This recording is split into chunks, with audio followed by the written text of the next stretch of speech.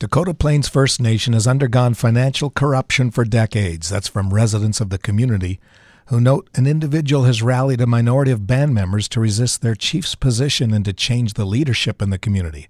But they claim it's to maintain the opportunity to allow people to continue to take advantage. The reserve is still holding on to one of its last traditions of having a hereditary chief system in effect.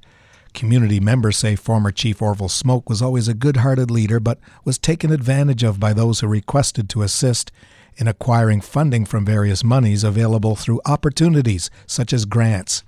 They note money would come in and only a bare minimum of it was actually used for the purpose for which it was requested, or none at all. It's really hard because we are a community of family.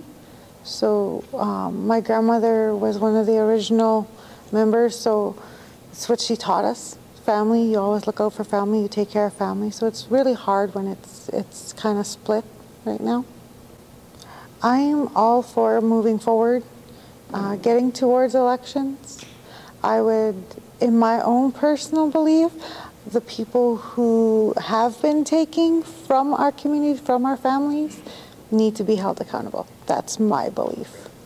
Well, when I see all of this going on, it actually kind of breaks my heart because,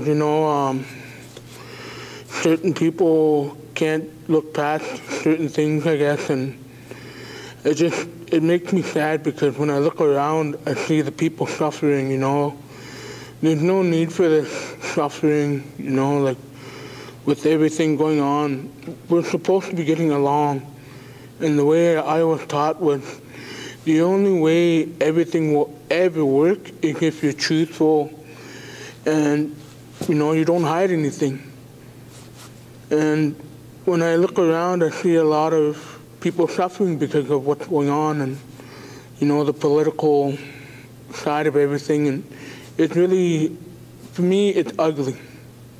Well, ever since all this has come out to play, yeah, I say it's probably the worst now that it's ever been from what I've seen.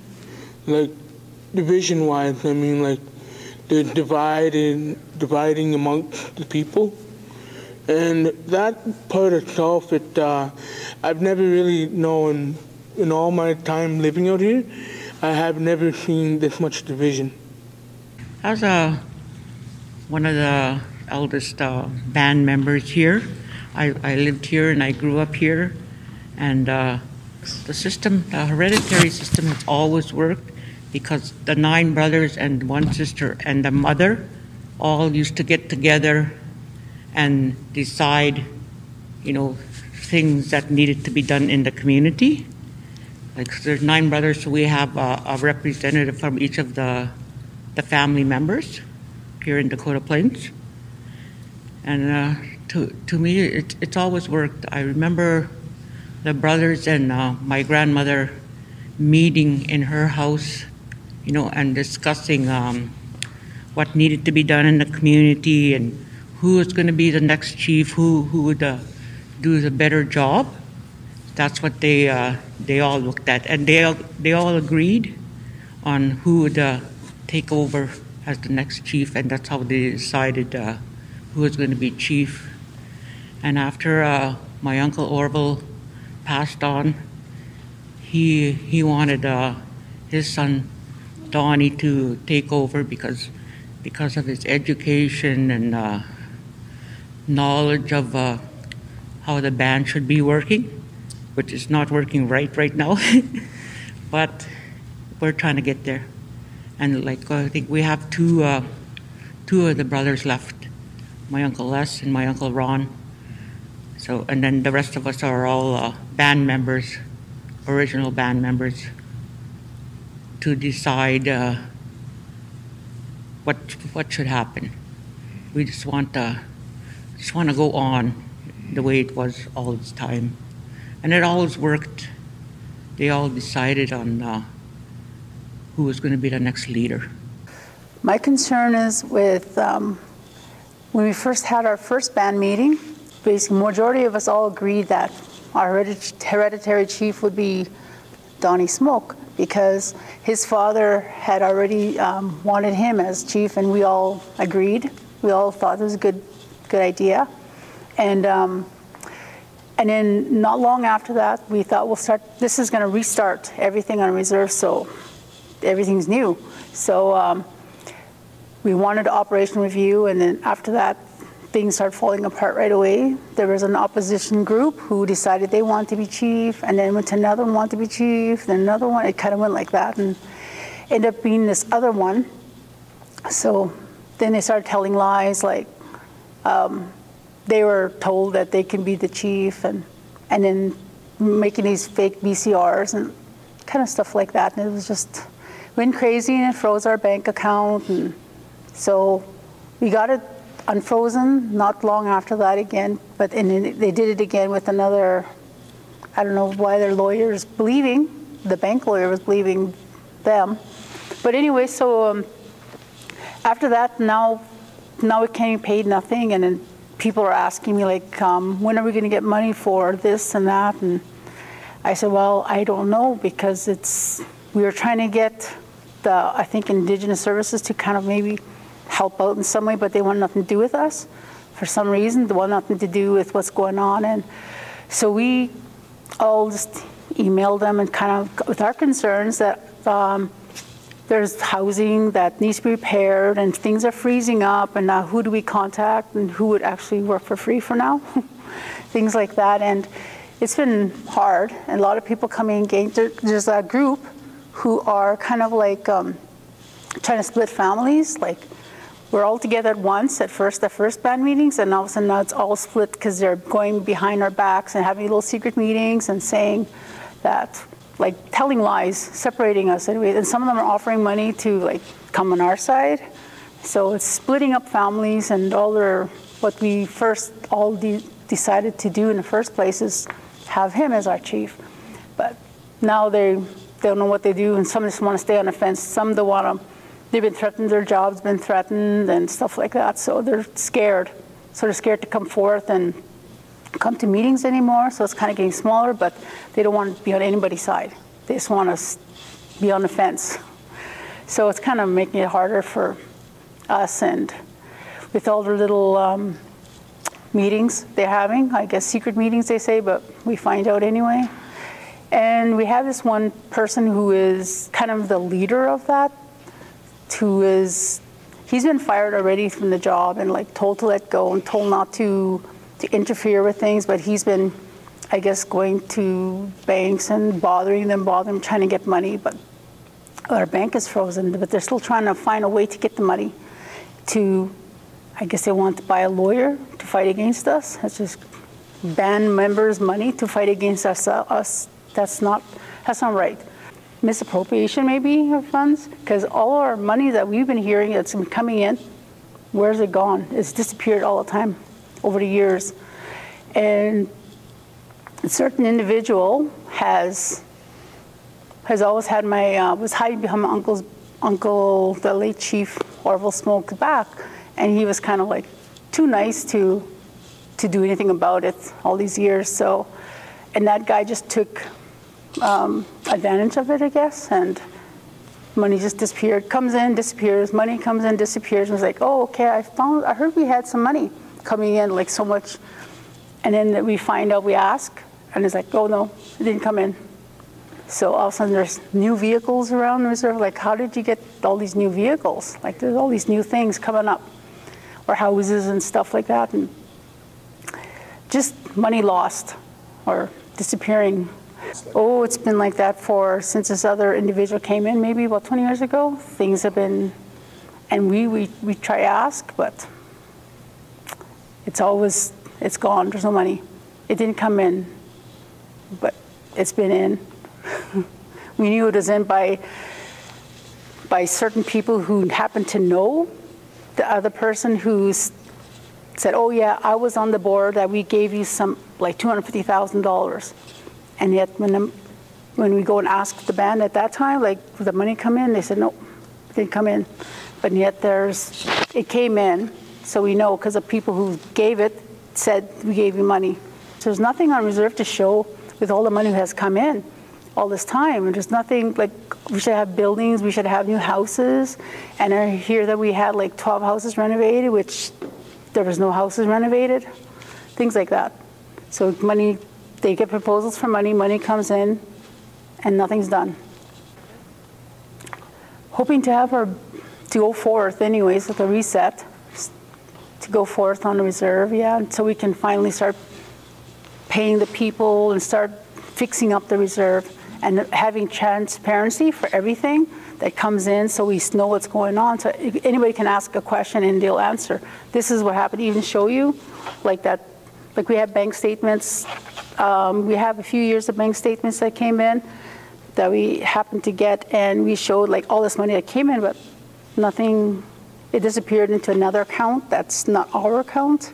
I'm one of the elders here. I was born and raised here, and I'm still here. And so I guess I'm very concerned about our Dakota Plains of this place here where I was born.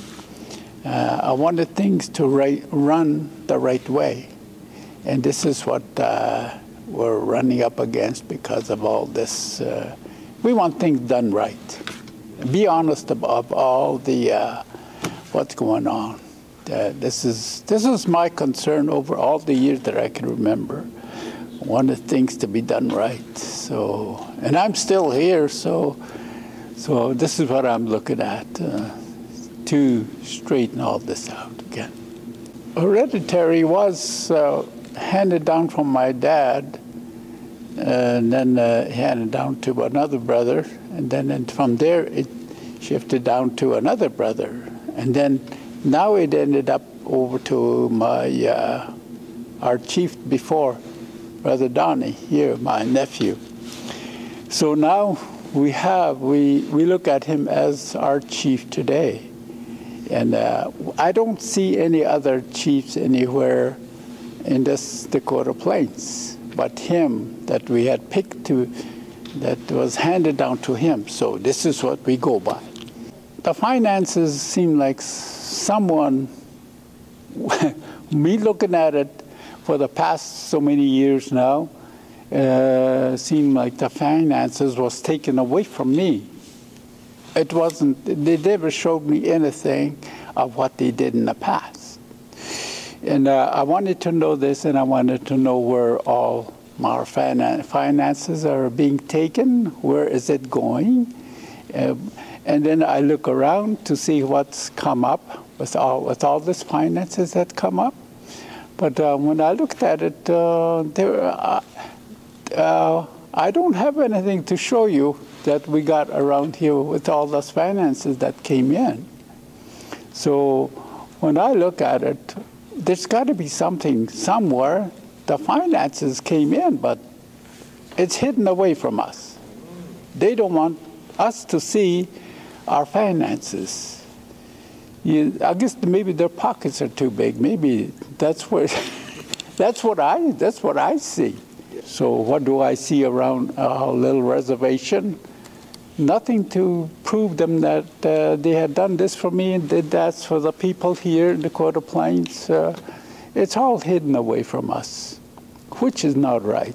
Everything should be out in the opening so that all the people will know what's going on. Well, I did work off reserve for some time.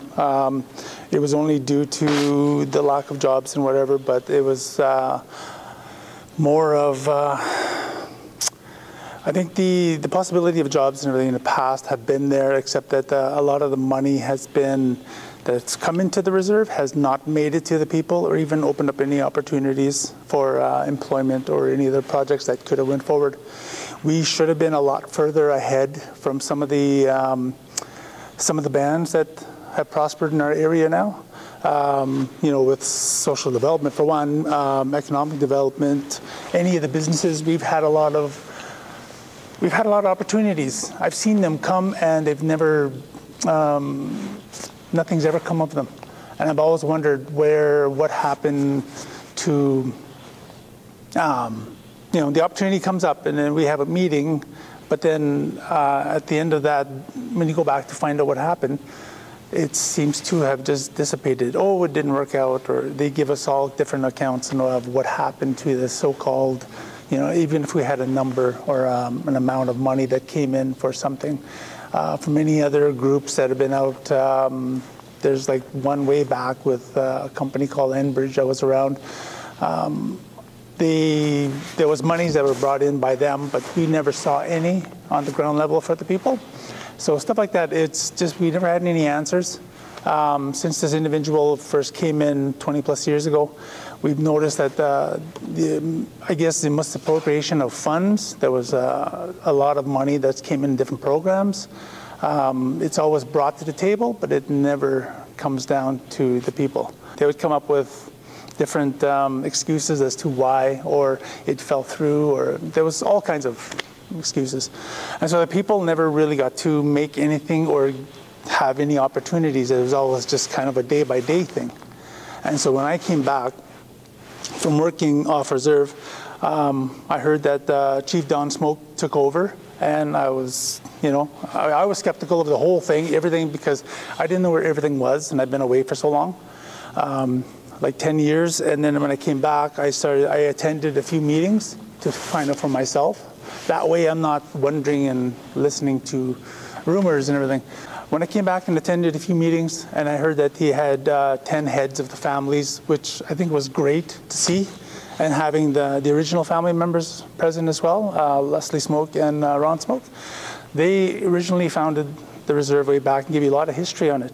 So with the hereditary chief came into play, I thought, well, that's good. That's perfect. We'll move it on. But as soon as I heard that Donna Smoke was named there, I thought, okay, well, this is good. And then I attended the meetings to find out more, because that's how you find out. So first few meetings came up, and I went and by the second meeting I said, okay, this is good, because he put the people first, and he went through any ideas that were coming up with the operational review and the jobs and everything. We wanted the people involved, and that's what we've always wanted. And so I saw my dad there, other members there, and I sat there just kind of taking it all in, and I thought, this is good. I mean, this is really going to move forward. And that's what I liked about it. And I saw how the honesty and the transparency thing came up. I thought, oh, that's perfect, because not many, unfortunately, a lot of reserves don't have that. The amounts can go on forever. I could tell you, like, even in the past couple of years, it's been amazing. I saw the numbers, and a lot of the members here saw the numbers, and it's incredible, how that went by, like in a blink of an eye, So I know those exist because I got those papers myself, and I looked at them, and this tells the truth of where things came in and didn't go. But you know where they went to certain people, because there are names attached to these. So that is something that was very alarming for a lot of the people, to find out the actual numbers that came in, even in the past 20 months. From the Portage Online Newsroom, I'm Mike Blume.